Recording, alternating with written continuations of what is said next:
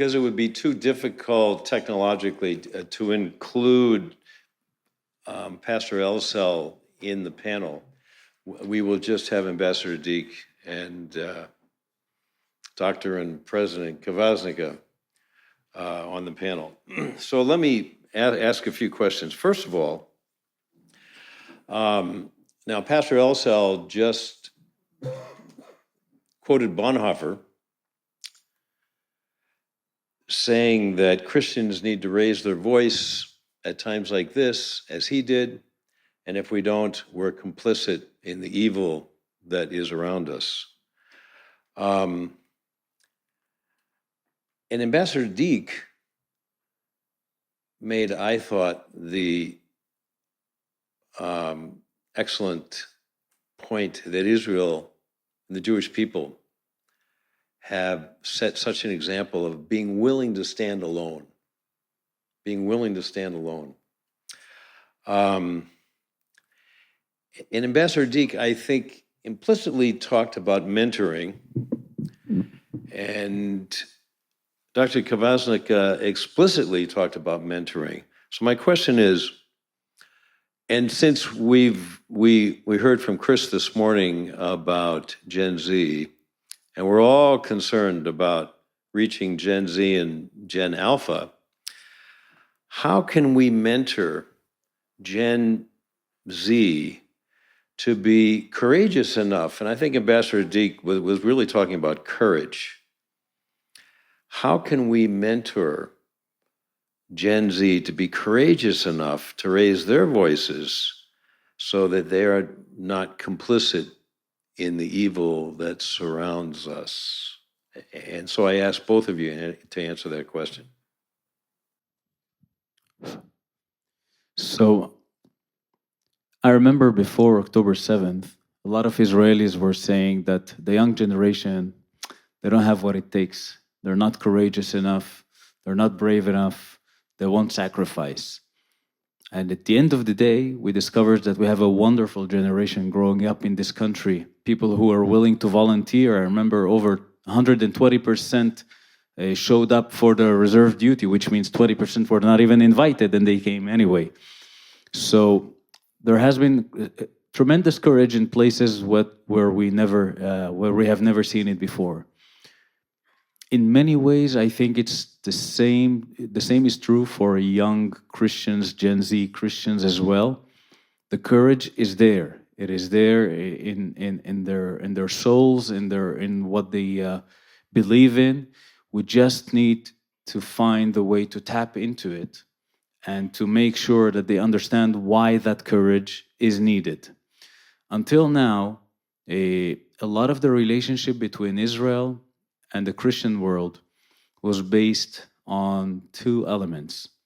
First, a biblical obligation to support Israel, which a lot of Gen Z say, what? No matter what, I see the pictures, I see social media, how can I support blindly, etc. The second point was that you should care about Israel, because the Jews have been a victim both of the Holocaust and everything before the Holocaust since the medieval ages, and Israel as a small country surrounded by enemies, etc. And I think those two elements are not enough in today's world. And nobody's going to show up and have the courage that we're talking about to show up because of these two elements. So what we need to do, and that's also part of my task as I see it, is to change the model of the relationship between Israel and young and Christians in general, young Christians, that it's not only about those two elements, but first of all, we need to bridge that gap between what people see and what people think to give the context of what happens during conflict, and explaining that supporting Israel means also to have the courage to disagree or to even look a little bit from the outside and see the bigger picture, because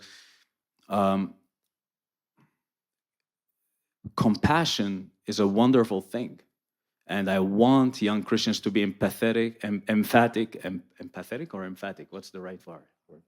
Emphatic, and compassionate, but I don't want that to become moral confusion. And how we do that is the first task. And the second task is, instead of always looking to find a way how we make them relevant for Israel, it's time that we look and we build look at it in a different way that makes Israel relevant to them. And I think what I also try to do in my speech is a little bit about that, because Israel is important not because you must support it or because Jews are suffering. The state of Israel is stronger and more prosperous than ever before.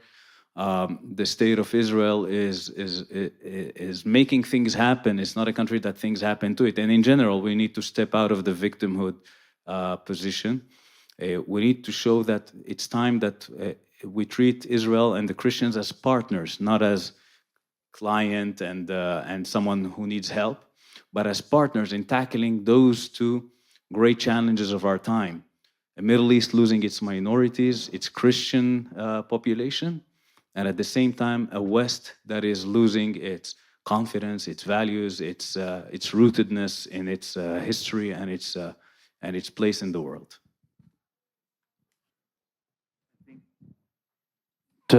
I think that reaching younger generations is only going to be possible through incredibly variegated strategies. I mean, on so many different levels. We need to continue to train well in biblical themes, yes, but we also can highlight humanitarian aspects of Israel. I think you were alluding to that Christians are not growing in the Middle East, except where?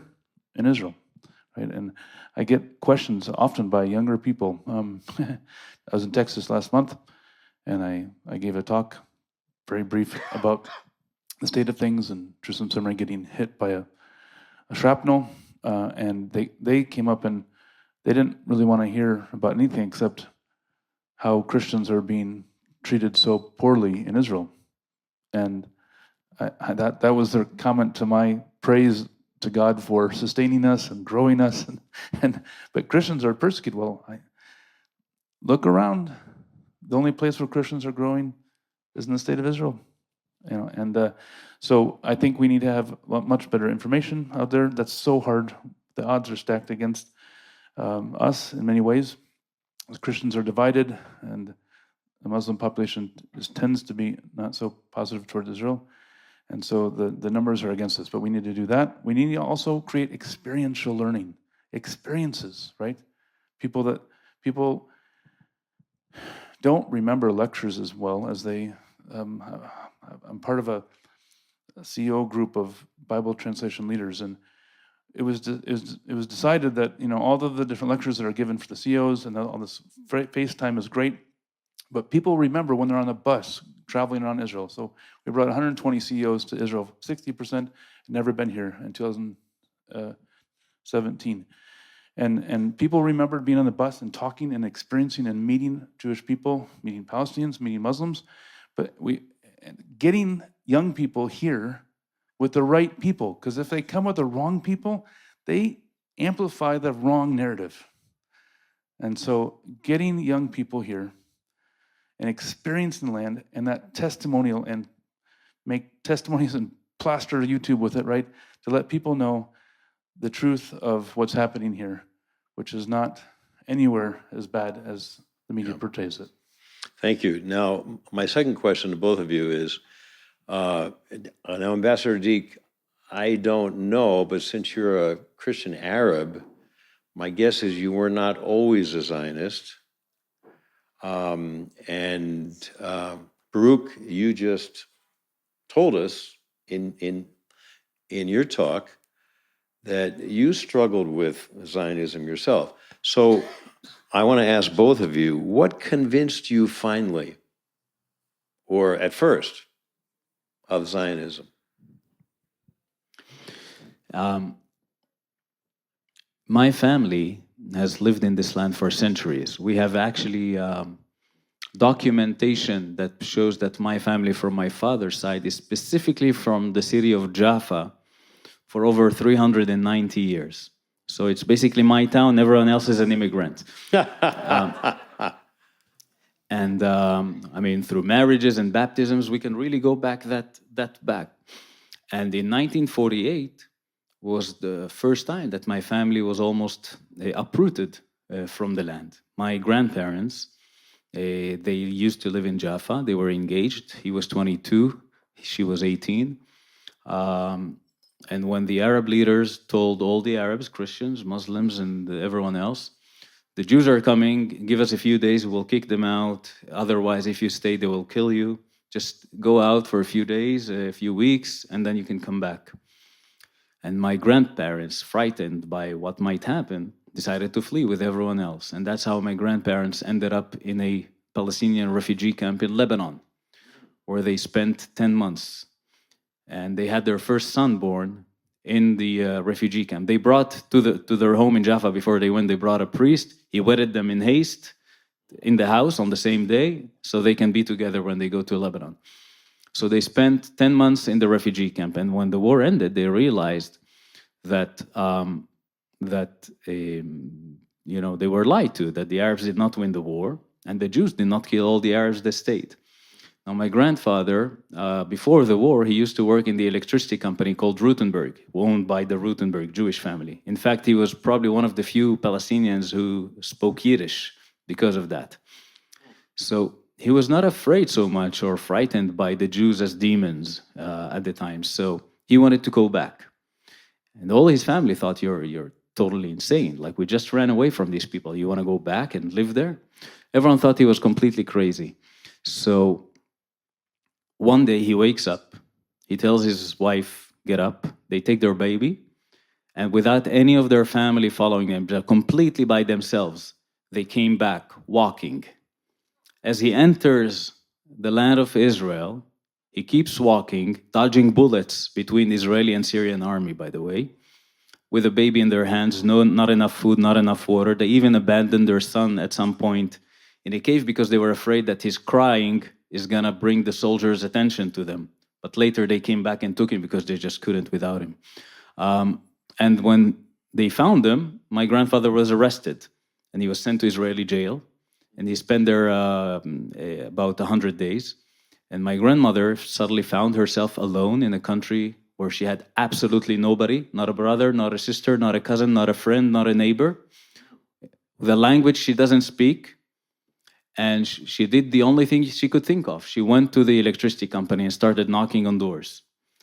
And she knocked door after door until she found someone who remembered my grandfather.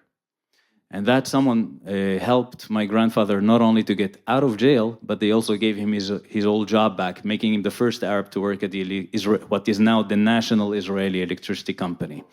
So the reason I am sitting with you today as an Israeli ambassador, not as a Palestinian refugee from Lebanon, is because my grandparents had the courage to take a decision that was unthinkable to others. Wow. To live among those who were supposed to be their enemies and to make them their friends. Wow. Why am I telling you this story in response to your question? Because I think, and I spoke about it today, that the courage to take responsibility and not to fall into victimhood is what brought me to this country. It's what gave me the opportunity, and it is what I believe this country stands for. So yes, even in my family, there are a lot of people who disagree with me, but I told you what I think about having unpopular opinions. That's fine. And truly, I think this country is the country where that makes things happen instead of the country that things happen to it. It's the country that takes responsibility, that has agency, that refuses to be a victim.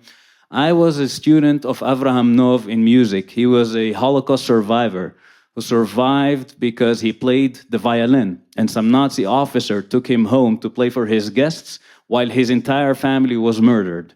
What did he do? Did he stay back and hate the whole world? No, he came to Israel, he built a family, he got married, and he taught children music, including an Arab Christian kid in Jaffa, me, and through music he taught me hope.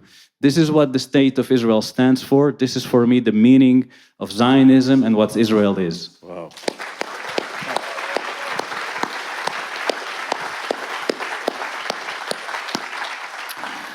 I think I've shared a lot of my experiences that convinced me over time, but I would highlight one, I guess, that I didn't highlight before, and that is, I was and am an ardent student of Scripture, and so wrestling through 10 years of we called a Parsha Bible study, so we're a bunch of Christians with some Jewish heritage, but gathering around the Torah and reading it in a Jewish sort of way, and then arguing about it and connecting to the New Testament and digging into the Greek and learning the Hebrew and really seeing that there is still land of promise, there is still land of Israel, twice in Matthew chapter 2, and all these different things convinced me academically what my wife had already kind of experienced. So I feel like I came at it from a little bit more of an academic side, and she just was born and raised here, and felt that and sensed, but we're a good dialogue partner, arguing sometimes in a healthy way,